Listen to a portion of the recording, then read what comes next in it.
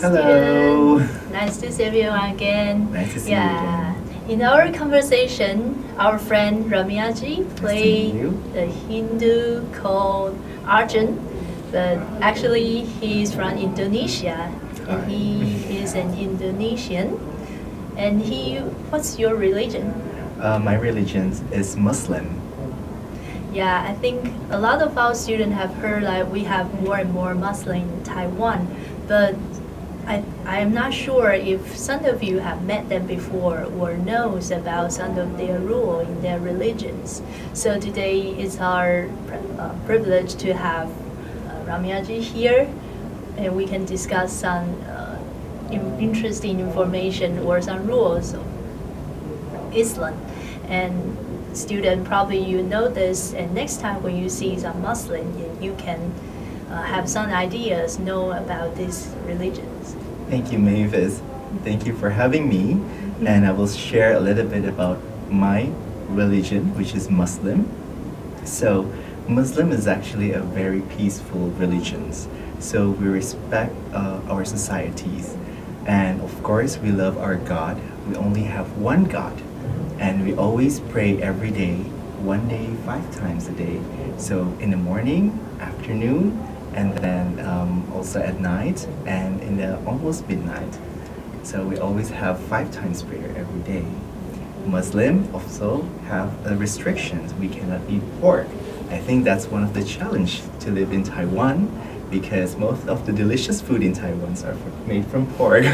Yeah, student, you probably heard some news about Muslim have some problems in Taiwan because a lot of Taiwan cuisine, and usually in Taiwan, for most of us, we eat porks every day. So it's hard to find like halal food, Sure. right? Halal food Yeah. in Taiwan. I remember that when I was in the night market and I see like a very delicious sausage, I really want to eat that one, but finally I know that that is a pork, so I cannot eat that. So I need to find another food which is not pork. But there's a lot of thousands of food in Taiwan that is not made from pork as well. Yeah, yeah. And then I also want to tell you that actually along the year we have a 30 days or 1 month of a fasting month. So we are restricted not to eat from the morning to afternoon around 6. It depends on the sunset. So we are restricted to eat and drink the food and drink water. And after the sunset goes, then we can eat the food. That is to respect our bodies and also to deliver the respect to God as well. And the last day, the 30th day of the fasting month is the big day. It's called Ramadan. We call it the victory day. So that day in the morning we pray in the mosque together, and after that we gather with families. Maybe in Taiwan, like in Chinese New Year, Yeah. when people go back to their home and their families, and then they can gather together with their families and just having a good time, good food, and so on. Yeah. Student, we have the Ramadan day in our reading, so you can check that. And I have some questions. So now you're in Taiwan, when you have this victory day or Ramadan, are you joined like a group as a reunion with other friends from Indonesia? Of course, in fact, that almost the big cities in Taiwan, like in Taipei, Taichung, Kaohsiung, we have a very big mosque. Normally, in that day, in the victory day of Ramadan, we go there in the morning, we pray, and after that we gather with all the Muslim families and friends, and then we celebrate the Ramadan day together. Wow, sounds great. It's Yeah. like a Chinese New Year, right? Yes, and I want to show you something. Like I mentioned before, every day we have a 5 times praying. And there's also a very rules and regulation. Like for example, for women, they need to wear a hijab, which is they need to cover their bodies, not including the face, and they cover all of the bodies not to see from eye seeds, and they can pray for the 5 times days. And also for men, men cannot use like short pants, so we need a special attribute for doing the praying. Like for example, it is very famous in Indonesia to have this sarong. It's called sarong.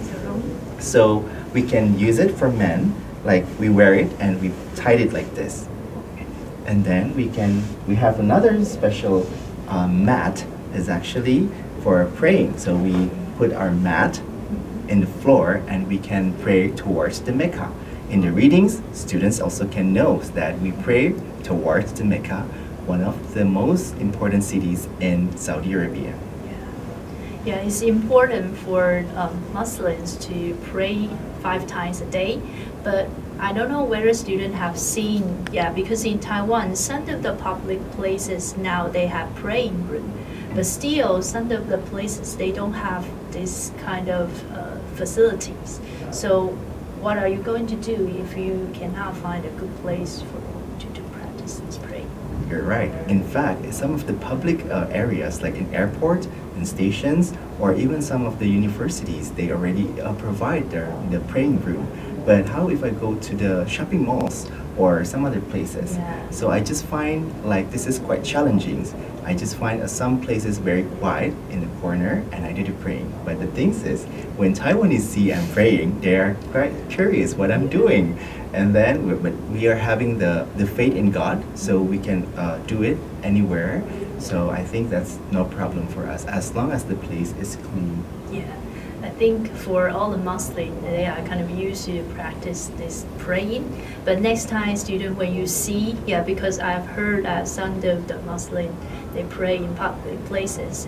But some Taiwanese, because they don't understand this kind of rule, so they have different opinions to what they are doing. But student, next time if you see this kind of practice happen, just respect their religion and just do not give any other opinion or do not kind of make other noises around them, because that is very important for them to follow these praying rules every day. Yeah, Mavis, I also very curious in Taiwan. Like I live in here for already 1 year, and I always see some people crowded, like a demonstrations in the street, going together with the quite loud musics, and they're going from temple to temple. Can you explain it? What is that?